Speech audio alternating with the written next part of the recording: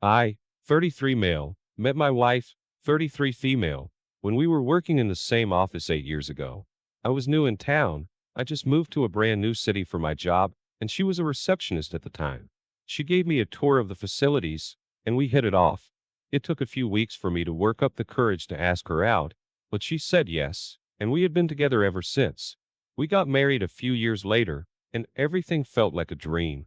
We were happy, doing well in our lives, and so in love. Before marriage, we had a conversation about family, and we both wanted children, but we wanted to wait until it was the right time. We saw starting a family in our 20s as giving up our youth, so we made the most of it. We traveled, we went skydiving, and we enjoyed ourselves without having to worry about anyone else. Over the years during our marriage, I started to realize that I wanted to settle down and start a family. However, it was clear that my wife still wanted to have the jet-setting lifestyle that we had before. We actually ended up getting into a lot of arguments about how we wanted different things in our lives. In one of those arguments, I told her that if she wasn't going to have children, I would have to leave her. I know it was a crappy ultimatum, but I had been very clear that I wanted children. She told me about some of the fears she had, and how she wanted to be a mom, but she wasn't sure when. I guess that gave me enough hope to stick around. About a year had passed, and approaching the subject was a delicate situation for me, so I tried to avoid it. She was still going out on the weekends with her girlfriends and going to bars and clubs, while I was home recuperating from the work week. I started to notice that she was staying out later and going out more frequently with her friends. Before, she would go out on Friday and Saturday nights, but she had started going out on weeknights as well. When I asked her about it, she told me that she and her friends found a fun happy hour place and have been going there. One night, I was at home watching a nature documentary, while my wife was supposedly at a happy hour with some of her friends. One of those friends happened to be our next door neighbor, who we were pretty close with. She and her husband would invite us over all the time, and we would do the same with them. Someone rang my doorbell, so I got up and answered it. Lo and behold, it was the woman next door that I was under the impression was out with my wife. Apparently, her car wouldn't start, so she needed me to give it a jump since her husband hadn't come home yet. I agreed and grabbed my keys to walk over to her house with her. I asked her why she wasn't at the happy hour with my wife, and she told me that my wife said it was canceled. A lot of red flags were flying for me at that point. Our neighbors were probably some of our closest friends. I didn't understand why my wife would lie to her and tell her the happy hour was canceled. As we were talking more, she mentioned that she had really been looking forward to it, and she was upset that it was canceled because her husband had been working late a lot more. Right away, I was kind of suspicious about that. Maybe it was my own paranoia, or maybe I was putting some pieces together that I didn't even know were connected, but I was wondering if there might have been something going on with my wife and my neighbor. When she got home, I asked her about it outright. She told me that I was being crazy for assuming that she would be cheating on me with our neighbor of all people. Then she explained why she told our neighbor the happy hour was canceled. Apparently, she had rubbed someone in her group of friends the wrong way, and they were uncomfortable with her being there. I believed what she said at the time, but in hindsight, it didn't make any sense. Our neighbor was the sweetest woman, and I couldn't understand how she would rub someone the wrong way like that. With all our issues, our sex life had pretty much gone out the window. We had a lot of built-up resentment toward each other, and we didn't really talk about it in a healthy way to want to be with each other. One night when I got home from work, my wife was home and very eager to sleep with me. I was surprised, but I didn't think much of it. I was just happy it was happening. About a week later, she was waiting for me when I got home from work in the living room holding a pregnancy test in her hand. It was positive. At the time, I was completely over the moon. I was finally going to have a kid. Never in my wildest dreams would I have imagined that it wasn't mine. She wasn't going to clubs or happy hours because of the pregnancy, but she was still out quite often. I felt like we should have been together through most of the pregnancy, but it still felt kind of like she was avoiding me. Something that occurs to me now, but I didn't think much of the time, is that she never wanted me to go with her to the ultrasound appointments. She would always tell me that they weren't anything important, but I wanted to see the little baby on the monitor. I was finally able to convince her to let me go to one. While we were there, the doctor showed us our baby on the monitor, and I was so moved I almost cried. Out of curiosity, I asked her if they had an estimated conception date. My wife quickly stepped in and played it off like they would have no way of knowing. But the doctor said that they could give a rough estimate, usually within a week of the actual date. She gave me the estimated time range, and later on, when I was thinking about it, I realized that it was during the period of time my wife and I hadn't been together in months. She and I had sex together one time, and a week later she told me she was pregnant. I did a little bit of research online to figure out if a week was enough time to get a positive test, and from what I gathered, it was pretty rare. It was rare enough for a woman to even notice she was pregnant a week after conception. Something wasn't adding up, and I needed answers before the baby came. I've never been one to go through my wife's things. That was a boundary neither of us wanted to cross with each other. But in this case, when I thought she was lying to me about being the father of the child I so desperately wanted, I was able to justify doing it. I logged into her laptop while she was out, and I found countless messages through her social media pages between her and our neighbor. All of my suspicions about the two of them had been correct. They had been sleeping together for several months, and it was clear through the messages that the baby was his. He didn't want anything to do with it, and he was worried that it would ruin his life if anything came out about the affair. They both agreed that they would pretend the baby was mine. I honestly can't put into words how heartbreaking that was to confirm. Having a child was my number one priority at the time. I was so happy that it was finally happening, and all of that was taken from me. I wasn't going to let them get away with what they were trying to do. Neither of them got to ruin my life and pretend like nothing happened. A few weeks passed, and I was pulling away from my wife. I was in the process of getting a divorce attorney and filing the papers so I could surprise her with them. We were throwing a shower so people could buy us gifts and welcome the baby a few months before they came.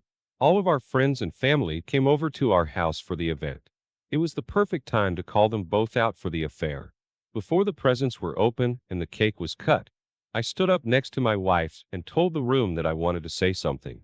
Everybody looked at me as if they were expecting me to give some heartfelt message about how much I loved my wife and couldn't wait to welcome our baby into this world together. Instead, I congratulated her and the father on their baby. I could sense that there was some confusion in the room, so I clarified. I let everybody know, including my wife, that I knew the baby wasn't mine. Everyone was shocked and disgusted with her. It takes a special kind of person to pretend like a baby is someone else's. When I was finished, I handed her divorce papers and told her that I would be leaving the house and that I would have nothing to do with her or her baby. My neighbor's wife was furious, and she dragged him outside to tell him off. As it turned out, he was given a position at her father's company and was up for quite the promotion because he planned on retiring. It was a family-owned company, and his father-in-law wanted to make sure it stayed in the family, so he was going to inherit all of it. When they got divorced, that didn't happen. I was able to get a divorce from my wife, and I'm better off without her now. I'm actually with someone else who seems to want the same things in life as I do. We're still in the beginning stages, so I don't know if this is a forever thing, but I have a good feeling about her. My now ex-wife and our neighbor tried to work things out for the sake of the baby, but I guess they only liked each other when they were sneaking around. Neither of them are in relationships. My ex ended up moving back home with her mom because she couldn't afford the rent in our neighborhood by herself. It was truly cruel for your ex to convince you that you were having a child when you wanted one so badly. She just didn't want to raise the baby alone, and that's clear. I know finding out must have been difficult, but it's best that you found out when you did. Otherwise, everything would have been much more difficult for you.